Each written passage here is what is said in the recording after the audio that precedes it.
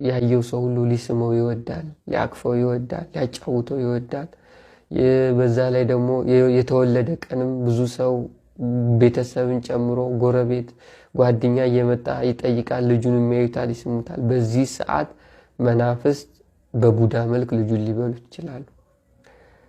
ይሄን ሊከላከል የሚችልበትን መንገድ ወደ ኋላ እመልሰዋለሁ። ግን ብዙ ሰው ባየው ቁጥር ሰው እስካልጸለየና እስካላመለከ ድረስ ከነ መናፍስቱ ስለሚመጣ ብዙ ሰው ባየው ቁጥር ብዙ መንፈስ አብሮትም ያያል ማለት ነው። ብዙ ሰው በሳመው ቁጥር ያው መናፍስቶች በቡዳ መልክ ሊበሉት ይችላሉ ማለት ነው። ስለዚህ ቡዳው ገና ከልጅነቱ ነው የሚጀምረው።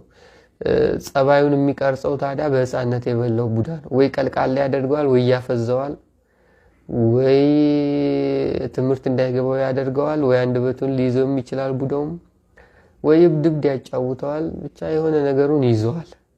ስለዚህ በሚወለድበት ሰዓትም አብረው የሚመጡ ጎረቤትም ጓደኛ ምኑ ከነኮተት ከመጡ ከመናፍስት ተከትሏቸው ከመጣ በመናፍስት አይን የሚያዩ ከሆነ በቡዳ መልክ የመበላት ሰፊ እድል አለው ማለት ነው።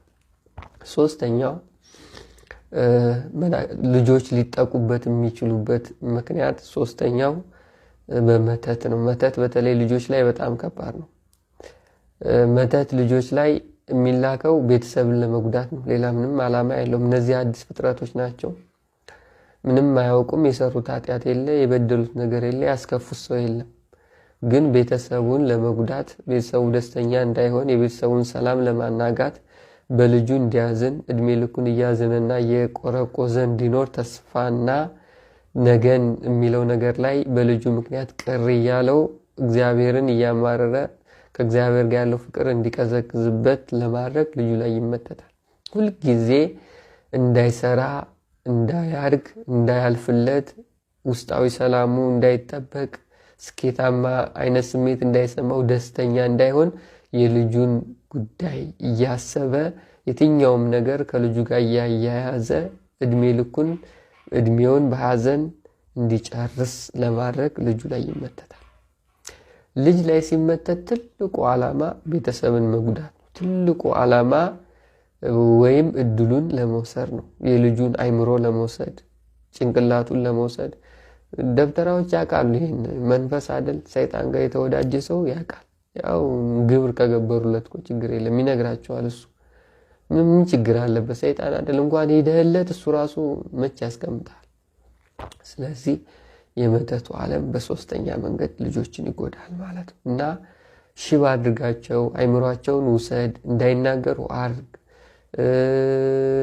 ይሄ እንዳያዩ አያድርጋቸው። ገና በልጅነታቸው እኮ ነው ሽባ ያደርጉችና ያስቀምጧቸው። ቤተሰቡ እሱን ልጅ ለማዳን የሆስፒታል ገንዘብ መጨፍጨፍ፣ ከጸበል መልፋት፣ ተስፋ መቁረጥ፣ ማልቀስ፣ ማለት አንተን ጎዳ ማለት አይደለ ታዲያ። በእንደዚህ አይነት መንገድ ልጆች ይጠቃሉ ማለት ነው። አሁን ወደ መፍትሄው እንምጣ።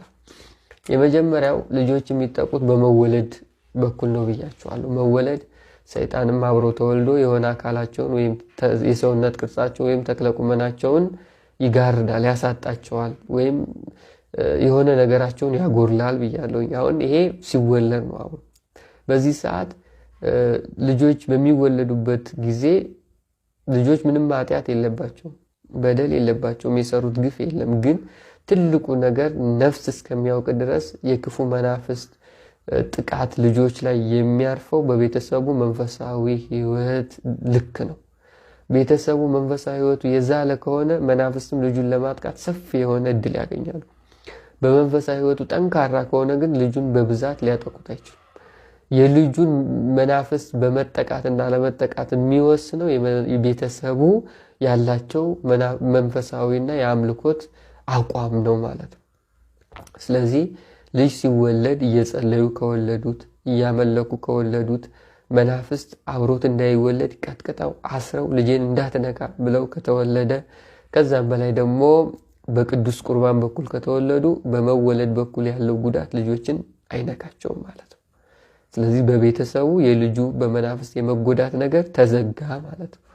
ስለዚህ በመወለድ በኩል የሚመጡት ነገር እናንተ ስለማታዩት ነው እንጂ ወይም በስጋ አይን ስለማይታይ ነው እንጂ መናፍስት አብሮ ተወለደ ማለት ብዙ ነገሮችን ያጠፋል። እድል መቅበር ማለት ሙሉ ለሙሉ የህይወት አቅጣጫውን የሚያጠፋበትን መስመር ዘጋው ማለት ነው። እንደው መድኃኔዓለም በቸርነቱ ብቻ መስመሮችን እያስተካከለ ይመጣል እንጂ ብዙ ነገር ነው የሚወስድበት። ከዛ በኋላ አይነ ጥላው ራሱ አስቸጋሪ ነው። እድልን ከወሰደ አይምሮን ከዘጋ ልብን ከደፈነ መንፈሳዊ ህይወትን ከቀበረ ምን አለ? ከዛ ምን ይቀራል? ባዶህን ቀረኩ ማለት ነው። ስለዚህ ይሄ በልጅነት በኩል የሚያደርሰው ጥቃት ነው። ይሄን እንዳያደርስ በቅዱስ ቁርባን በኩል ከተወለዱ፣ በአምልኮት በኩል ከተወለዱ፣ በጸሎት በኩል ከተወለዱ አምልኮቱ፣ ጸሎቱ፣ የቅዱስ ቁርባኑ ኃይል፣ ምስጋና አብሮ ይወለዳል ማለት ነው። ያ ምስጋና አብሮ ተወልዶ ልጆችን ባርኮ ጸባያቸውም ረጋ ብለው በእግዚአብሔር መንፈስ በኩል ተመርተው በቡራኪ በኩል የተገኙ ልጆች ይሆናሉ ማለት ነው። ስለዚህ በመወለድ በኩል ያለውን ጥቃት ሊከላከሉ የሚችለው የቤተሰብ መንፈሳዊ ህይወትና ጥንካሬ ነው ማለት ነው። እግዚአብሔር ወደሱ ከቀረብን ሁለተኛ ቆሮንቶስ ምዕራፍ 6 ቁጥር 18 ላይ እንዲህ የሚል ቃል አለ። ለእናንተም አባት ሆናለሁ እናንተም ለኔ ወንድና ሴት ልጆች ትሆኑኛላችሁ ይላል። በአምልኮትና በጸሎት በኩል የሚገኙ ልጆች እንዲህ ነው። እግዚአብሔር አባታችሁ የሆነ እነሱ ደግሞ የእግዚአብሔር ልጆች ወንድና ሴት ልጆች የሆኑት ማለት ነው። ይሄ የመጀመሪያው ነጥብ ነው። ሁለተኛው በቡዳ መልክ የሚደርስባቸው ጥቃት መከላከያ መንገድ አሁን ብዙ ሰው ህፃን ሲያይ ስፍፍ ይላል። መናፍስቱም ያን ጊዜ ለማጥቃት አብሮ ይንሰፈሰፋል። አሁንም ይሄን ሊከላከል የሚችለው የቤተሰቡ መንፈሳዊ ህይወት ነው።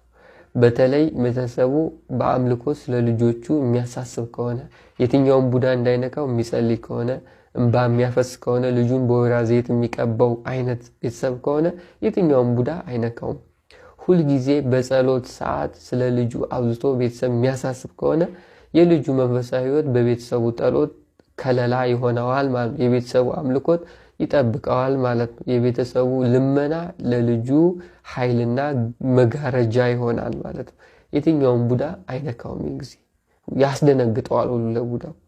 ስለዚህ የቡዳውን ኃይል የምንከላከለው በቤተሰብ ጸሎት፣ አምልኮት ከዛም በላይ ልጁን ደግሞ በተደጋጋሚ ቅዱስ ቁርባን በመውሰድ ቅባ ቅዱስና የሜሮን መቀባት፣ ፊቱን ሰውነቱን መቀባት፣ ያን ጊዜ በቡዳ መልክ አይነካም ማለት ነው። ሶስተኛው የመተቱ ዓለም ነው። ይሄ ዓለም ደግሞ በጣም ከባዱ ዓለም ነው። ምክንያቱም መተት መግባት ሊገባ ይችላል፣ ግን እንዳይሰራ ማድረግ ይቻላል። ይሄም ህፃናት ናቸው፣ አያውቁም። በዚህ ጊዜም የቤተሰቡ መንፈሳዊ ህይወት እና ጥንካሬ ይወስነዋል።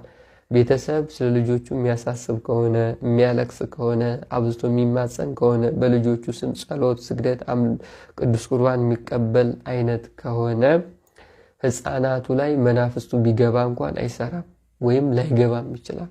የህፃናት አምላክ አሳልፎ አይሰጠውም ለእንደዚህ አይነት ነገር። ስለዚህ በዚህ ይሄን ጊዜ አንደኛውና ሌላው ትልቁ ዓላማ ህፃናት ላይ መተት የሚደረገው ቤተሰብን በኢኮኖሚም በመንፈሳዊ ህይወትም በሞራልም ከሰው ጋር ባለው ግንኙነትም በስኬትም ለመጉዳት ስለሆነ በሁሉም ጎዳና ለማሳጣትና ለማራቆት ባዶ ለማስቀረት ስለሆነ ጉዳቱ የእናንተም ስለሆነ እናንተ ከተነከራችሁ እግዚአብሔርም ልጁን አሳልፎ አይሰጠውም።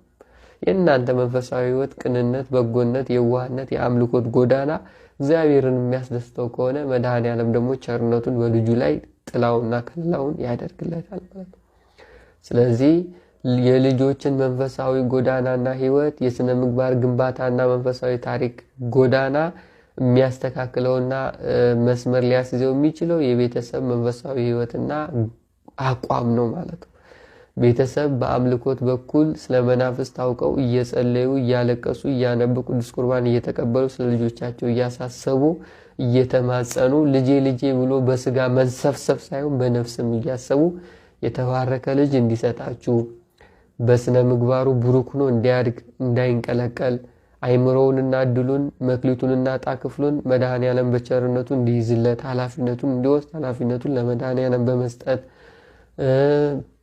ከዛም አልፎ ተርፎ ደግሞ ይህ ልጅ የእግዚአብሔር አገልጋይ እንዲሆን በቤተ መቅደሱ እንዲኖር እግዚአብሔርን የሚያስደስተው እግዚአብሔር በሱ በኩል ብዙ ሰዎችን የሚምርበትና የሚያድንበት እንዲያደርገው ይህንን መለመን ለቤተ ክርስቲያን፣ ለግል፣ ለሀገር፣ ለወገን እንዲጠቅም አድርጎ መንፈስ ቅዱስ በቡራኬው በኩል በልቡ ላይ በሰውነቱ ላይ ሰርጾ እንዲያሳድገው ይህንን መለመን ነው።